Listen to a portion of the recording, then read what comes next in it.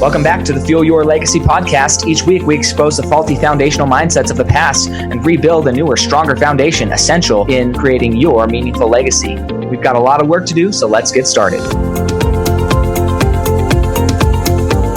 As much as you like this podcast, I'm certain that you're going to love the book that I just released on Amazon, Fuel Your Legacy, The 9 Pillars to Build a Meaningful Legacy. I wrote this to share with you the experiences that I had while I was identifying my identity, how I began to create my meaningful legacy, and how you can create yours. You're going to find this book on Kindle, Amazon, and as always on my website, samknickerbocker.com. Welcome back to the Fuel Your Legacy show, and today we have another incredible guest on. I'm super excited about this podcast and going to ask some personal questions as far as things that I can do and some family members can do to really launch and grow their publicity. But Mickie Kennedy, he's been in this industry for a long time, as in he's had lots of experience. You know, he's not that old, he's still young, but he's had a lot of experience. So sometimes experience can double multiple years. So is the founder and president of Erleases, the small business leader for press release distribution. He's been in it for 24 years. So that's exciting, just talking to somebody who has lots of seasoned experience. He's an expert in helping small businesses increase their visibility and their credibility. And he's going to share some of those things today. One of the things that I'm excited to hear more about, and this is applicable for everybody who's interested in sharing a message, we'll put it that way. And I think that that's an important part of legacy, is learning to share your message. But one of the things he does is teaches you how to increase your visibility and credibility using press releases to promote authors, small businesses, and startups. And then the second thing is how to get regular local media coverage without spending a dime. So that's just a taste of some of the things we're going to be covering here in the later end of the podcast. But Mickie, go ahead and introduce yourself if I missed anything, and then tell us a little bit about where you came from. Where did you come up with this idea that it was important to be in the public eye, or at least get free press coverage? And why are you so passionate about it today? Okay. So I started Erleases 25 years ago, and I actually started working towards that goal about a year before that. I was working at a telecom research startup as employee number 3, and I had just gotten a MFA in creative writing degree, and they saw writing and said, hey, write press releases, figure those out and send them to the media for us. And I did that, and I started to find what the media really wanted was a story. And we published a lot of data and numbers. So I'd look for the stories behind the data, and I would articulate those and put those in a press release and send them out. And we started getting a lot of pickup. We got, regularly Financial Times, Economist, New York Times, Washington Post, Wall Street Journal, a lot of major publications, not just in the US, but globally. And I just said to myself, wow, why aren't other people doing this? And what was also happening at the same time was I was faxing these press releases and, having to program 100 numbers in a fax machine that only held 100 numbers. And, it was tedious. And a lot of journalists would call and say, hey, there's a lot of data there. Could I just have you email that over to us, and we could work with the copy a lot easier there. So I just thought to myself, email is great. It's relatively new, and let me just see if I can get journalists to agree to receive releases from me. So I started in the after hours and weekends just reaching out to journalists and asking if I could send them releases on their beat, what industries they covered, and almost all of them at the time said yes. And so after about a year of contacting journalists, I launched 25 years ago with 10,000 journalists in my database. And I was just pretty much a matchmaker. I would take a press release for a client in a particular industry and figure out what the journalists were that would be most receptive to that, and just, hit send and send it on. After a few years, PR Newswire, which is a newswire of press releases, reached out to us and said they liked what we were doing, and was there a way that we could work together? I didn't think there would be, because at the time, I think they're charging $1,200 to $1,500 for like a 600-word press release. And my clients were paying at the time, I think $250. And I just the gap was so big, I didn't think we'd be able to work together. But, given the volume that we had, the fact that we served a population that they didn't, Their salespeople are out trying to cultivate relationships with people who are spending $10,000 to $20,000 a year in PR services, and my clients are not spending anywhere near that. So I just thought they wouldn't be interested. But we worked and found a way to make it a win-win. I noticed when I visited their editorial staff, they talked that they had an overnight editorial team that was very lean, but they had to be there in case there was breaking news or recall, or a U.S. company needed to get something out to Asia or something along those lines. And they often sat idle. And so I came up with the idea of, why don't I schedule my releases for next business day by default? And that way it wouldn't cost any additional labor for them to set up those releases for my clients. And so just working together, trying to find a win-win, we were able to do that. And we've been working together, I think, for over 10 years now. And it's just a really great value add that people get. They get a national distribution over a wire without paying, anything close to $1,500. And I've been able to sit back and watch releases that work and don't work. We move anywhere from 10,000 to 14,000 releases a year. And it's a really great vantage point to figure out what are the types of releases that are meaningful and are working for my clients, and those that don't. And I am really big about sharing that with my customers as well as other people, and just letting them know what's out there and what's available and what they could be doing that's working for other clients.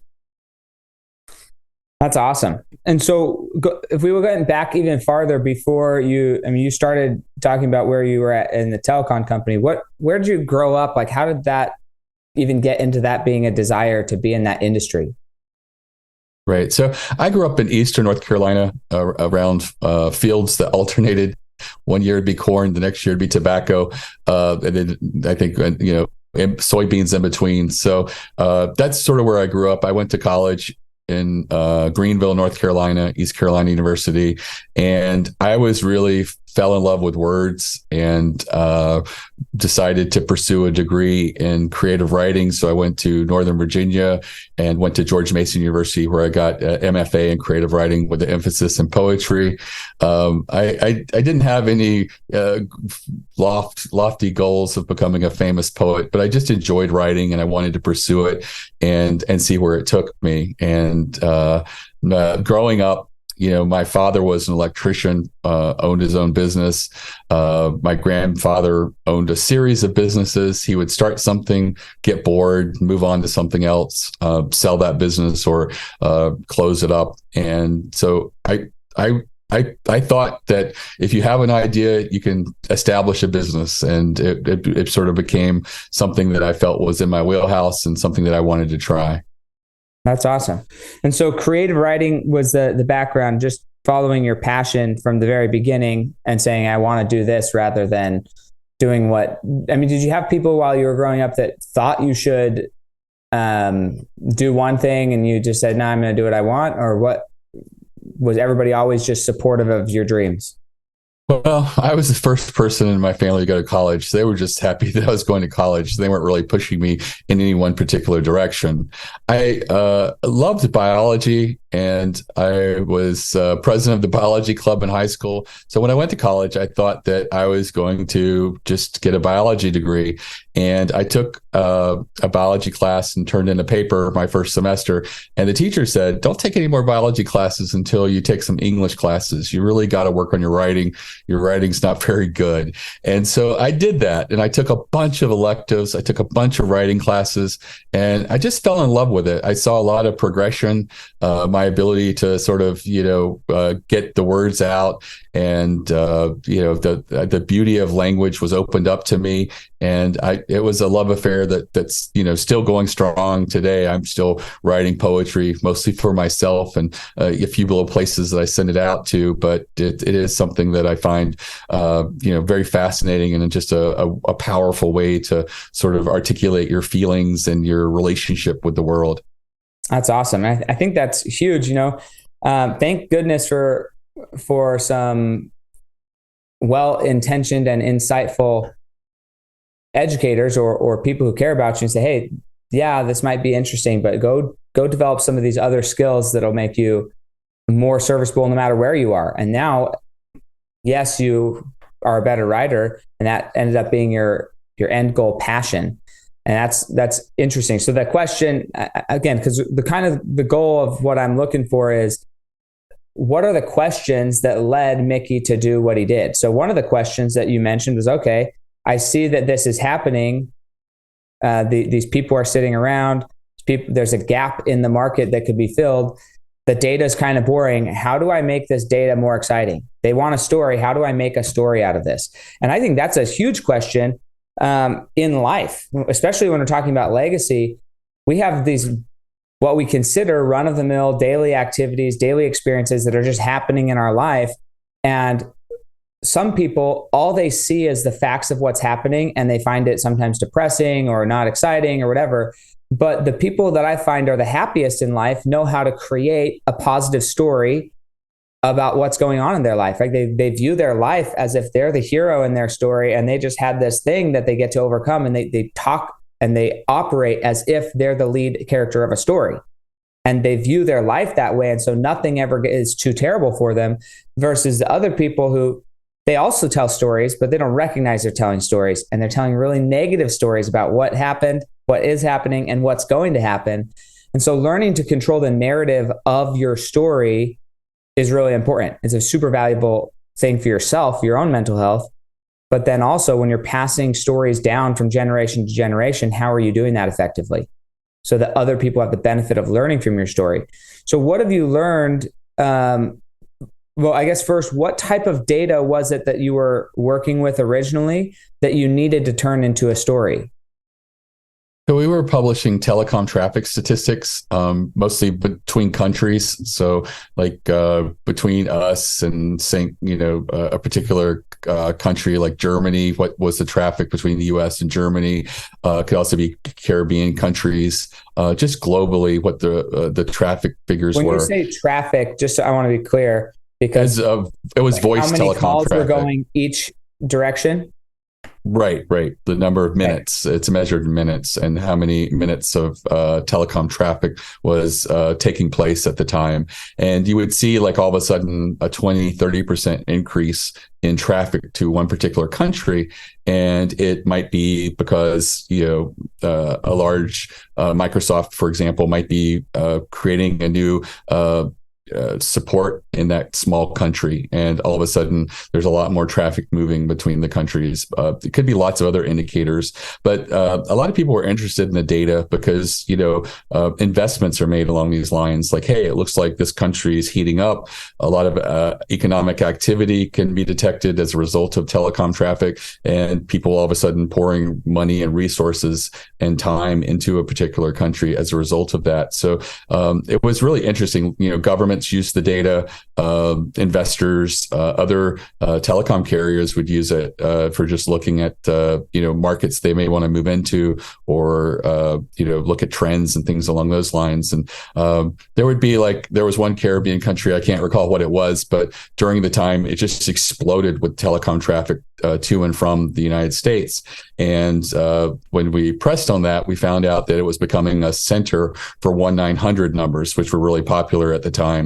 And they were setting up call centers down there to handle these 1-900 numbers. And that was the reason for it. And that was one that did really well. A lot of publications liked that and wrote about that.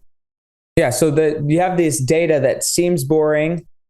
I mean, it's like, well, what does this do? You just described it. It's like, it's for investors, it's for government, it's for a very select type of individual or a person that's going to be reading that. And I'm not saying you can't have press releases that are just to those individuals, because that's also important. But like pulling the story out of that, as far as what makes that interesting to the general population, that you would want everybody to know about it. You'd want news stations to know about it. Like, what are 2 or 3 things that you would say, hey, these are the elements of a good story that you can pretty much pull out of any data or any circumstance? If you're looking for these 2 or 3 points, you can create a solid narrative that somebody would want to report on. Right. I think that one of the easiest things is, are there anomalies? Like all of a sudden a huge uptick in one country that just is an outlier from everybody else try to ask questions around that and determine why is that. Sometimes it's just natural, economic cycle in that country. Things are heating up, but sometimes there's little stories. It could be, that they received a huge amount of funding from other places, or I know that Costa Rica received an increase when Amazon moved a lot of customer support down to Costa Rica, and so that was some interesting numbers and stories coming together that you were able to articulate a story to the journalist. The journalists are by and large storytellers themselves.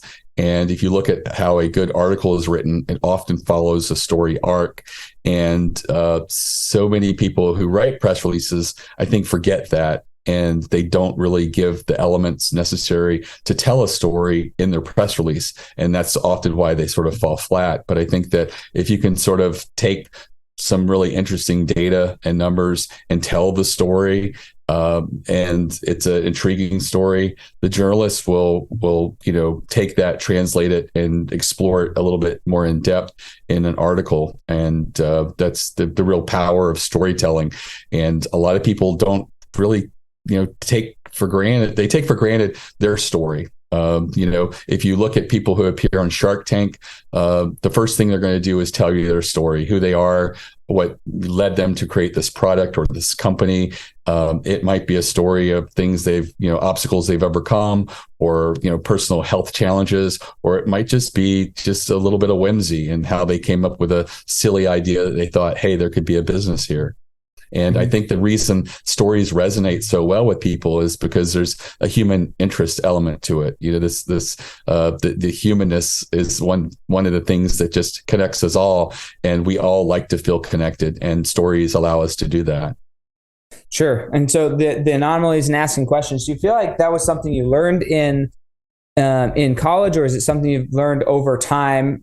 I mean, I guess you've probably done both, honestly, but which one do you feel like has had a greater impact? The experience over time of like knowing which questions to ask to pull out the right story, or at least a compelling story. There's never going to be a right story. There's 1,000 angles to any story, but pull out a compelling story that's really going to be marketable. How are you keeping track of the market trends and what the public is actually interested in reading? Because that's probably changed a ton over the last 25 years. And probably even goes in cycles.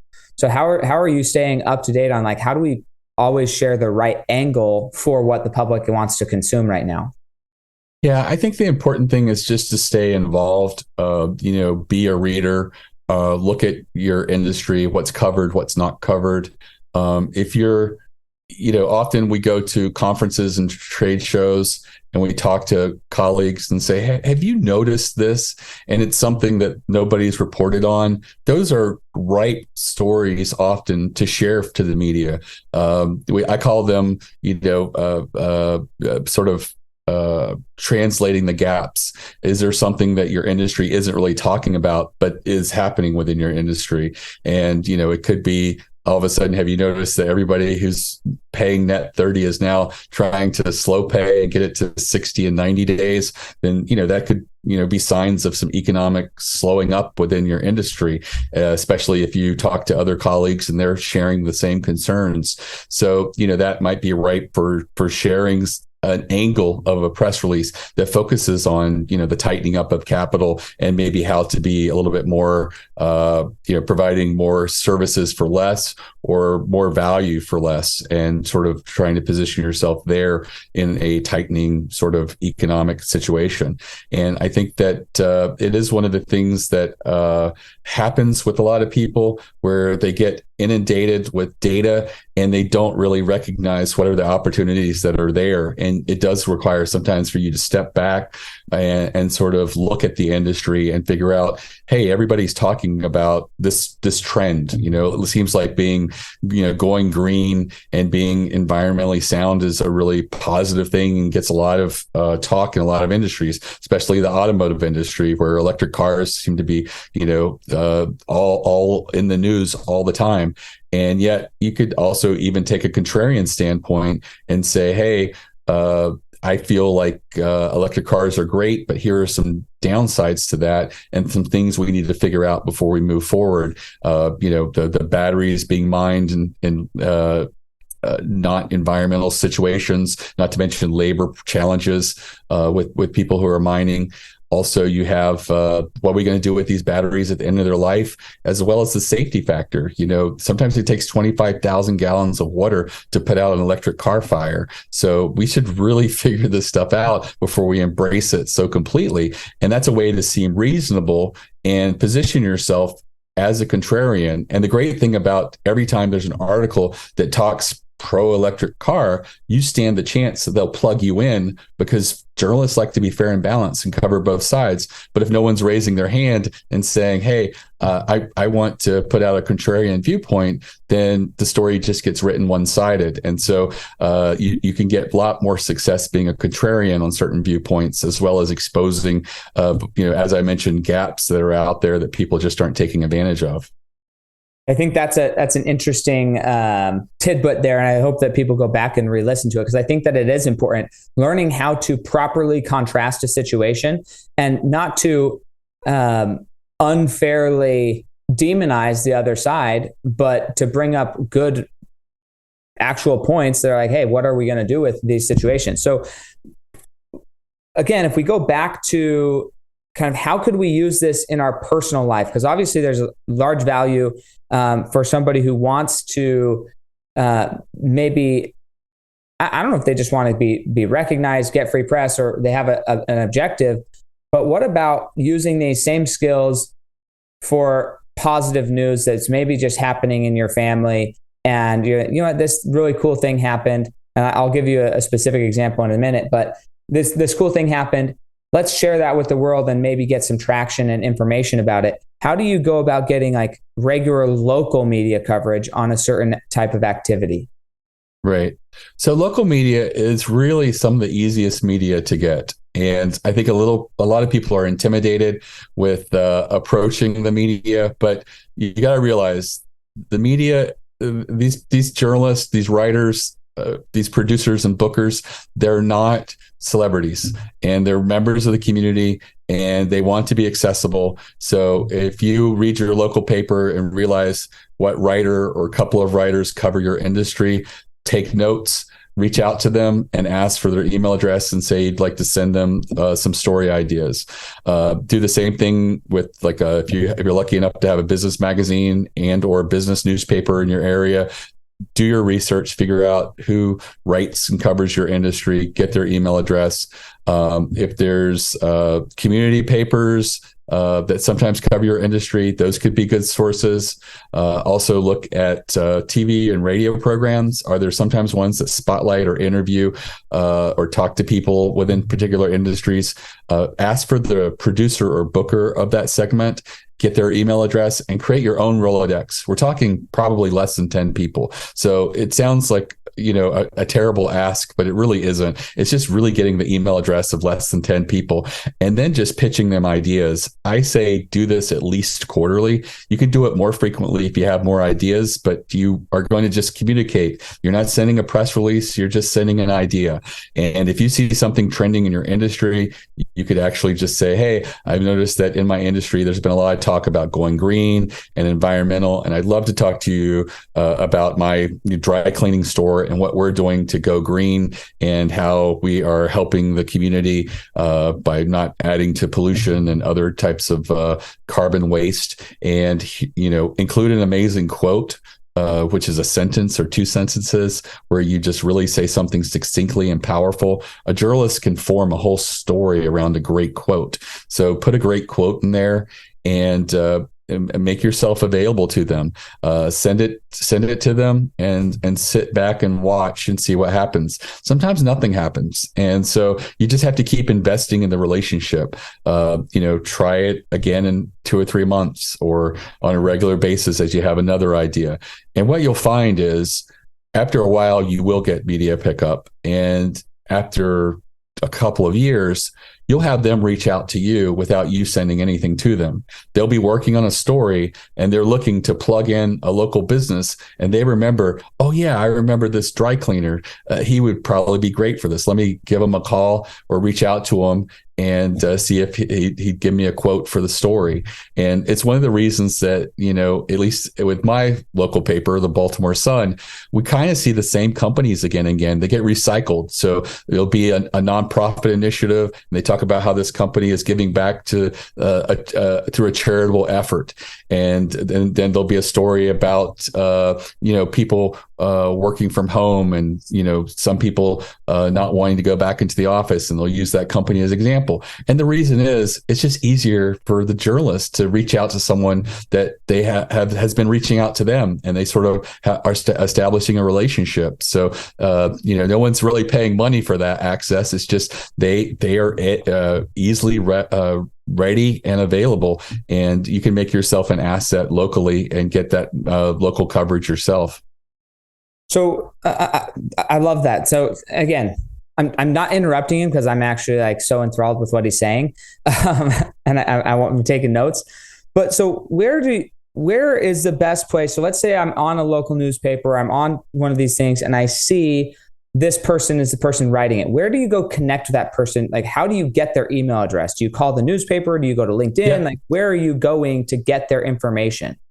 I just call the newspaper and ask if I could get their email address. A lot of times the person who answers the phone doesn't have it, but they'll immediately just forward your call to their desk, and you can leave a message and just say, hey, I wanted to introduce myself. I'm Scott. I'm with local ABC dry cleaners, and I'd love to pitch you a story. I could send you via email. Here's my number. Here's my email address, and then go from there. You may have to do it a couple of times, but eventually you'll get it. You could also check LinkedIn, but I don't see a lot of journalists putting their contact information on LinkedIn like they used to years ago.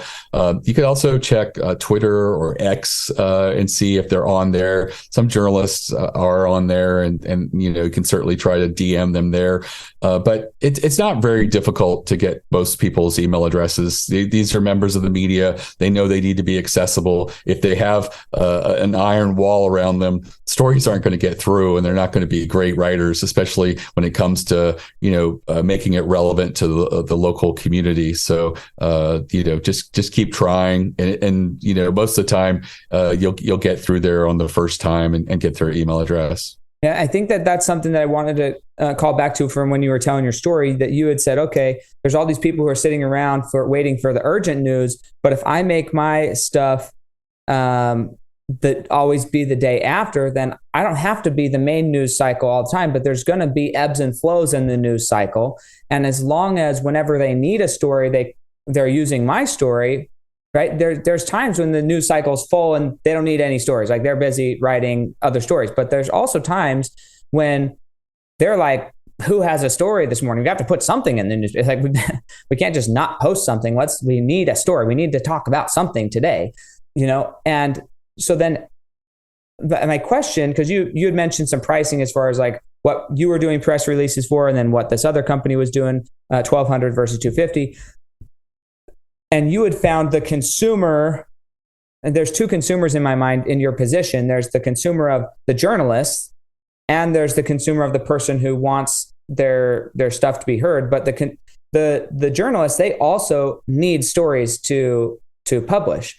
So is the journalist, like, are they charging money for the story? I'm trying to find out which way the money flows, and why does the money flow the way it does? Because if a journalist has an incentive to have a story, are they buying the story from you? And I say buying as in not like expensive, but $250, you can send it out to however many press release places. But where's the money flowing in this equation? Sure. So the client who's sending the press release is paying to send it through my service, or going directly to a newswire and sending it. The journalist never takes money. If it does, they're required to put advertisement on the top of the article. and they would never want their name associated with a byline for a paid article. Right. It's there's a lot of ethics in journalism that prevent you paying money and being included, but there are places that do specialize in that, that put what looks like an article on a page, and the font's usually different from the rest of the paper, and it's a paid or sponsored thing. I've seen some that look really close to the original thing, but it also says sponsored content or advertisement or something on the top of it. Most of the stuff we're talking about is original articles written by the journalist. They're choosing to decide what they want to cover. They're choosing the angle. I mean, there's an angle that you wrote the release, but it doesn't mean that they have to take that angle. For example, Microsoft is always putting out bad news with good spins on it. Like, hey, we're closing down all of our online bulletin boards and chat rooms, and we're doing this for safety concerns. And then they're like, well, if you look at the 10K filings, the truth of the matter is they haven't been able to monetize this through advertising. No one wants to be on these spots. So that's the real reason they closed it down. They're not getting rid of other modes that we talk and communicate. So they're just using this as a excuse. So journalists can do a little bit of research and figure out what the real story is and take a different position and take what was originally a positive press release and turn it negative. They generally don't do that for small businesses unless you're really hiding something. But it is interesting, that you can't control ultimately how your content is consumed and how they put it out there as an article. But most of the time it is in the same spirit by which the press release is written. Sure. So with that being said, then again, I just like clarity. I think it's all good. So that when somebody's paying for that service, are they really paying for the relationship that company, i.e. yourself or somebody else, has built with all of these journalists? They're buying access to that Rolodex to make sure that their stuff actually gets seen and actually gets published rather than just burning their own wheels. Is that kind of the benefit of using exactly it's going through a vetted service that has a relationship with the journalist. In the case of PR Newswire, for example, I mentioned Newswire. Newswire is just a place in which all of these releases are aggregated. And it used to be they would be wired into newsrooms. They'd spit out dot matrix paper and stories, but now it's all done over the internet. A journalist has a login at PR Newswire, for example, and they can customize the feed that they see. So maybe they cover the telecom industry, and they can actually look at the telecom industry feed, and they can actually even customize it by including things that are exclusions. Like, I don't want any release that mentions, I don't know, AT&T, for example, or cellular. And they could also have inclusions. Make sure you definitely cover it every time this word's mentioned, even if it falls outside of my normal telecom feed, and just capture it and stuff like that. So the value of this is journalists are under deadline. They're having to produce content all the time. As you may or may not know, print is suffering. And so journalists are expected to do more with less. And as a result of that, they're really looking for stories in an easy place to find them. And the newswires make that very easy for them.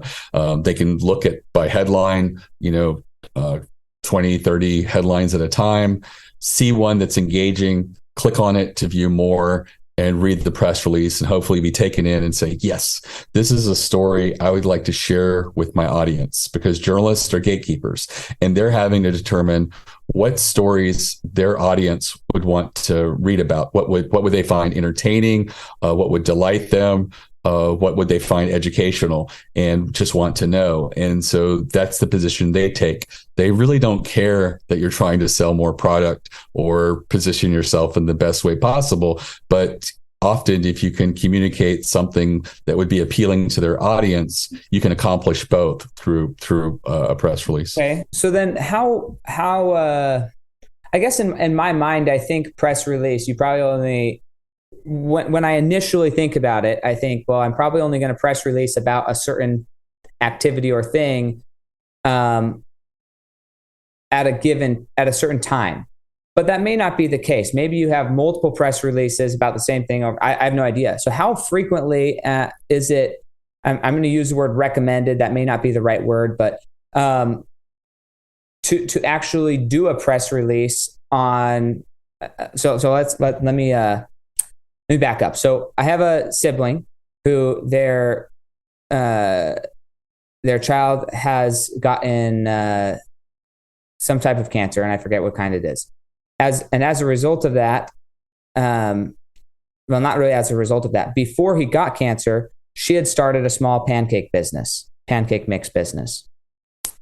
And then obviously cancer came and that disrupted their life. And so there was a need for that business to change and move. So then there's this, it's an ongoing story. How does this family deal with a small business and also care for their child that's 2 years old or 3 years old that has cancer? So it's kind of an ongoing story, but also there are some maybe ulterior motives of maybe they could get some more press coverage and increase their business, which would lighten the load of caring for their child. So how would that fit into this press release type system? And what about those circumstances? Because there's probably lots of people with those circumstances. How do you present that in a way to journalists or local media in a way that they're like, okay, we want to know more at the very least. We want to investigate and see if that's something we would want to do press releases on. Right. So I think that you sometimes just have to explore and figure out what is it that's compelling or interesting. Struggling with a small business and a family health issues is something that a lot of people will identify with. So there could be a human interest story there that a journalist would find engaging and want to share. Especially the local media, they're much more apt to share these like local human interest stories and how you're trying to overcome something or deal with something. Challenges are things that people identify with, and mistakes and obstacles are also things that people identify with. They're natural part of it. So I think you just have to realize, are you comfortable putting that out there? Being public with it. And if you are, just sort of crafting it as well as you can. When you send a release, you get to include 2 photos. I think, a lot of people try to do like really professional commercial type photos. And the ones that work best with, especially most publications, are ones that are a little more candid, a little more human element there. Sure.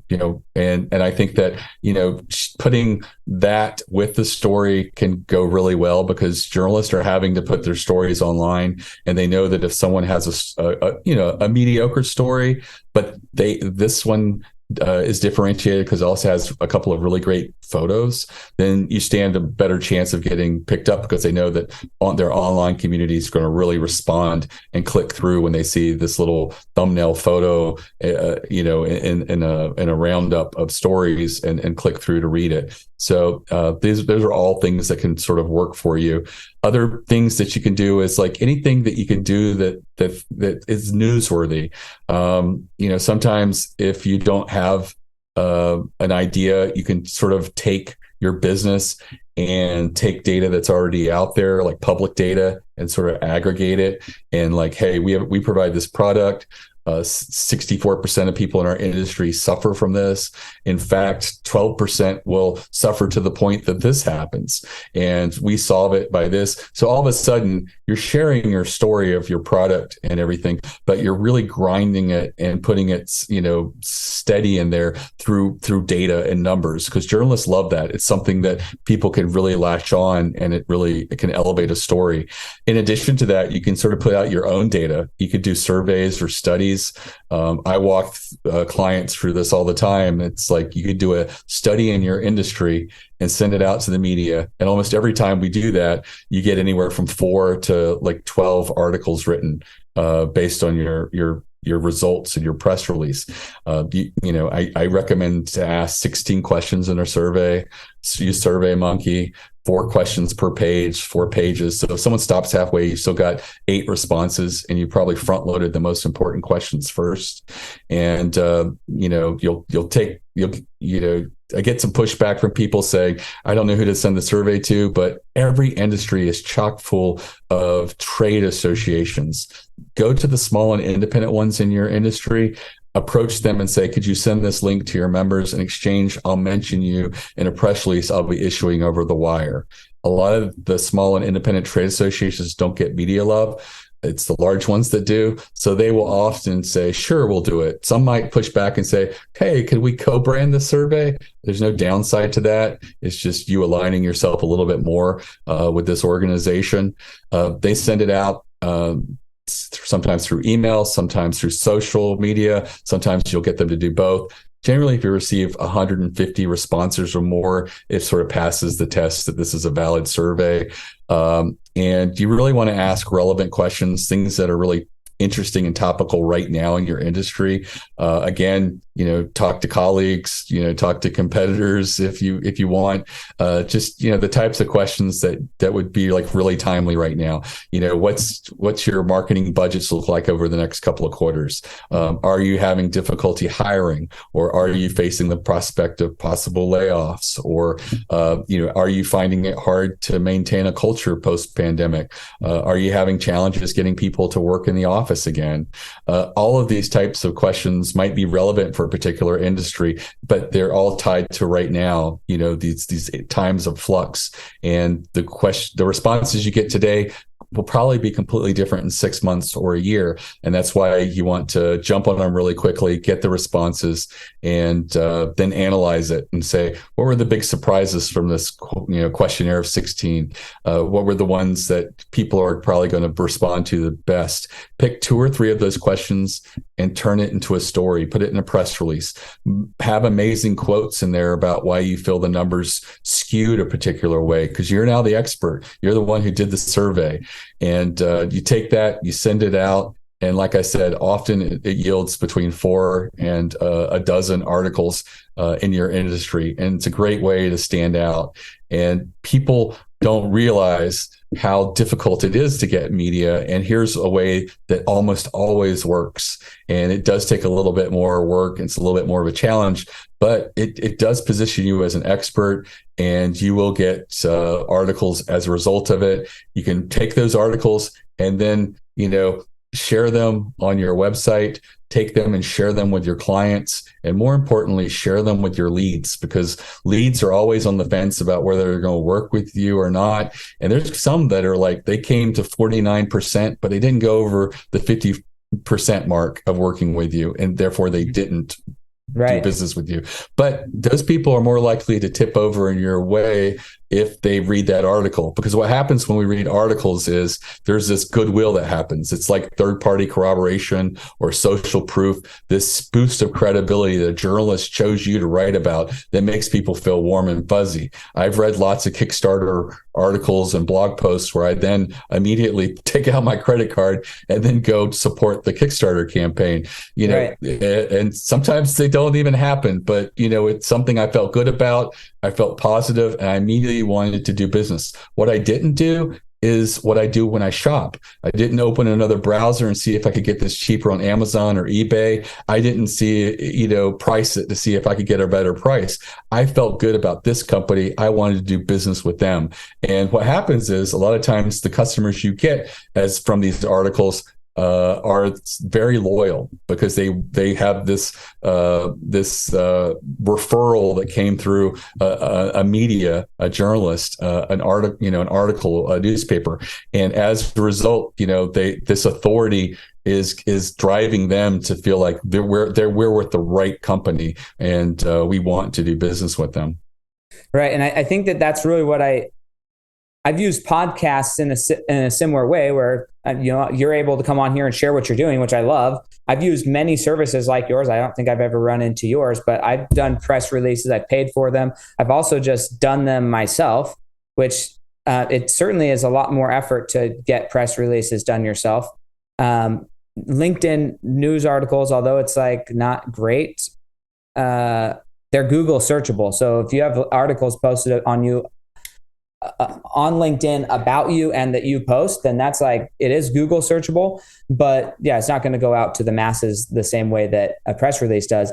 So let's just, I want to go down this vein. We're going to run out of time here, but I want to ask these questions in honor of my sibling here. So with, let's say when we're talking about surveys, what type, like, let's hone it to the conversation that's going to benefit her, because I'm selfish a little bit. And I think it'll help you see any industry that this will work in. Okay. So she's trying to sell pancakes. At the end of the day, she makes dry pancake batter. So how many different, this is what's going through my head, and you tell me if I'm on base or if I need to like correct my thought processes here.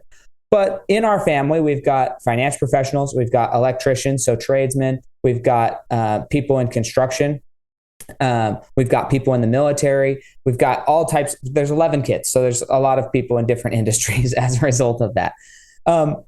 Could it be a separate press release to say, hey, the average construction worker, based on 150 responses, whatever, average construction worker likes their pancakes soft and fluffy over a little bit more firm, or they like this type of dressing syrup with their pancakes, or they like their pancakes to be 4 inches rather than 6 inches, and they want to eat 4 rather, whatever. Having these types of questions, how many are they going to have? And then construct your press release to say, look, my product is designed to cater to this type of person, or hey, we're not targeting this industry, but you're press releasing about information. It's data that is unique-ish. Like, why does anybody care if construction workers like pancakes?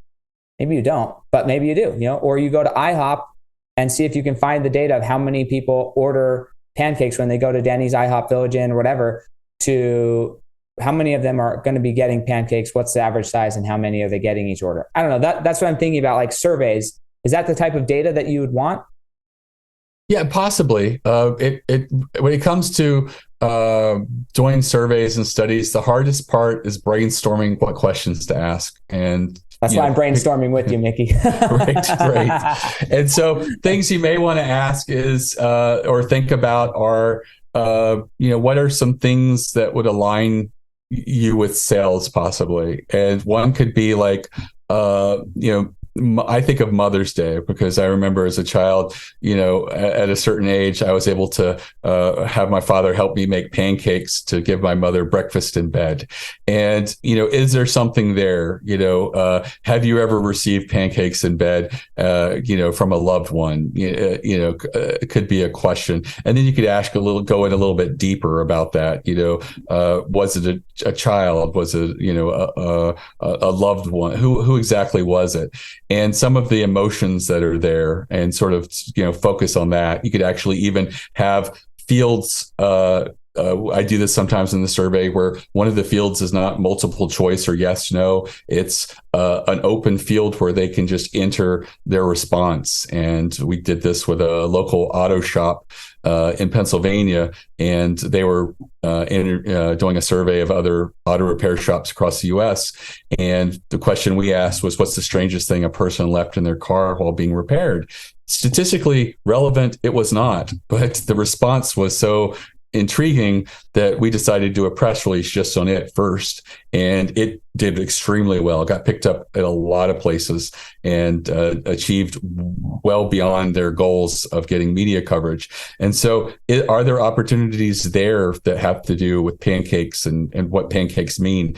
Pancakes are one of those things that are not extremely difficult to make, but they really give a sense of home and love and things like that. So I think, brainstorming questions around that, and until you find something that you can sort of envision putting together a press release on a particular subject. I think, aligning it around Valentine's Day or Mother's Day, a couple of months before you start planning something like that could make it so that you're doing a press release a few weeks before a holiday that really just, goes there and shares something in a heartwarming way that someone's like, wow, there's a great story here, and here's this great data, and we could put it together and have an amazing article. I think all of those things could potentially work there. Okay, man, we're out of time. I'm so jealous. But the cool thing is all of you guys can go and ask more Mickie questions.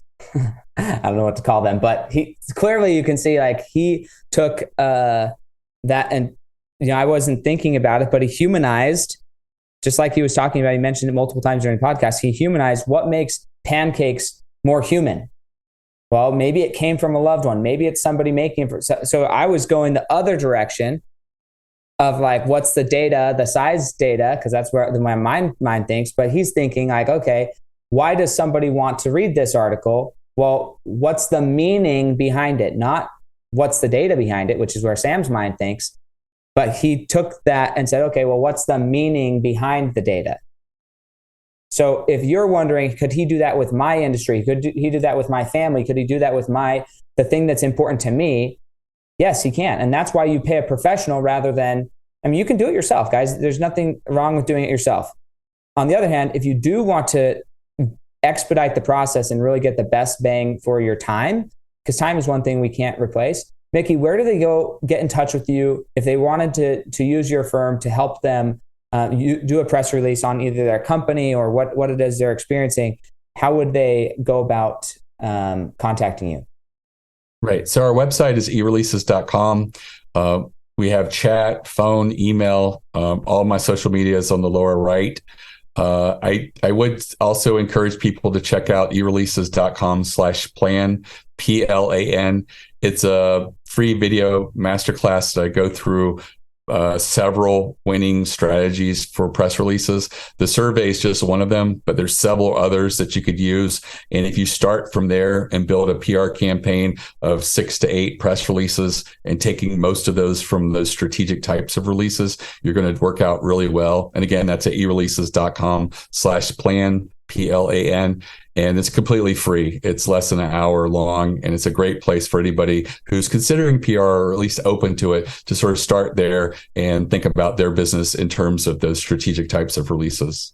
I love it. Because again, it's not always just business, but it could be anything. It could be your family reunion. It could be anything that you think is good news. I think there's yes, the contrarian view is really powerful, but there's sometimes a lack of just positive good news in our society because it doesn't always sell the best. But if you can make it intriguing and create a positive story about positive things, there are people who want to publish the positive things, just the heartwarming, good stories.